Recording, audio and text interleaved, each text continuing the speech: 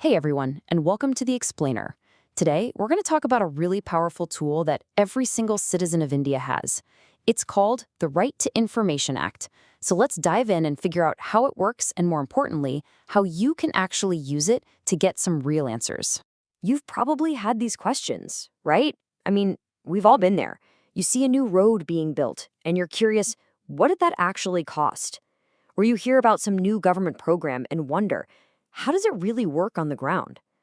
A lot of the time, those questions they seem to vanish into a black box. But what if I told you there's a key to open that black box? That's pretty much exactly what the RTI Act is. It's not some dry, boring piece of law. No, think of it as a key, one that's specifically designed to unlock the answers you're searching for. So at its very core, the RTI Act of 2005 gives you, the citizen, the official power to request information from any public authority. We're talking about government departments, ministries, you name it. The entire goal is right there in the name. It's all about creating transparency and holding our public institutions accountable for what they do. You know, maybe an even better way to look at it is like your own personal toolkit. And inside this kit, you've got all the tools you need to go from just being a spectator to being an active, engaged player in how our country is actually run. Okay, so what's really inside this toolkit? What kind of information can you actually get your hands on? Well, the answer is surprisingly broad. The variety of records you can ask for is pretty amazing. And we're not just talking about the final, polished reports. You can ask for the raw materials of how decisions get made.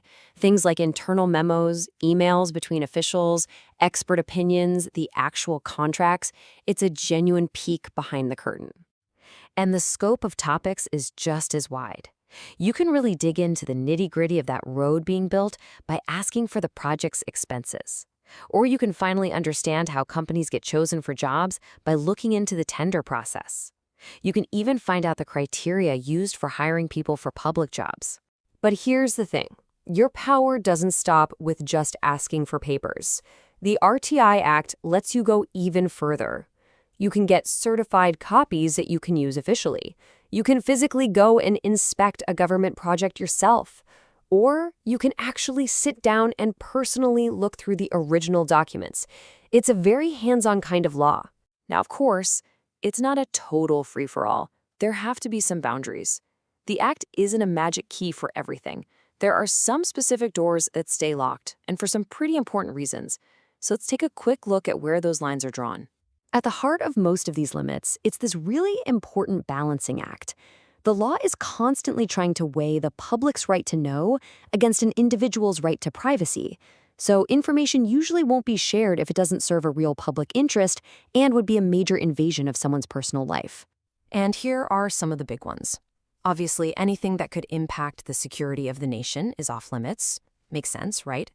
Same goes for things like corporate trade secrets, information protected by parliamentary privilege, or anything a court has specifically said cannot be released. Then there's this critical and very human boundary. The Act draws a firm line in the sand to protect people. Any information that could endanger someone's life or physical safety is absolutely exempt from disclosure. No questions asked. Some of the other key locked doors include things like internal cabinet discussions, at least until a decision is made public, also confidential info we get from foreign governments, and most of the data held by intelligence and security agencies, unless it's about corruption or human rights violations. All right, so we've seen what you can unlock and which doors stay closed, but let's just zoom out for a second. In the grand scheme of things, why does having this key matter so much? It really all boils down to one single game-changing idea: shifting the balance of power. See, before the RTI Act, the default setting for government information was secrecy. The whole point of this act is to flip that switch, to make transparency the new normal and secrecy the rare exception. When you get right down to it, the RTI Act is all about empowerment.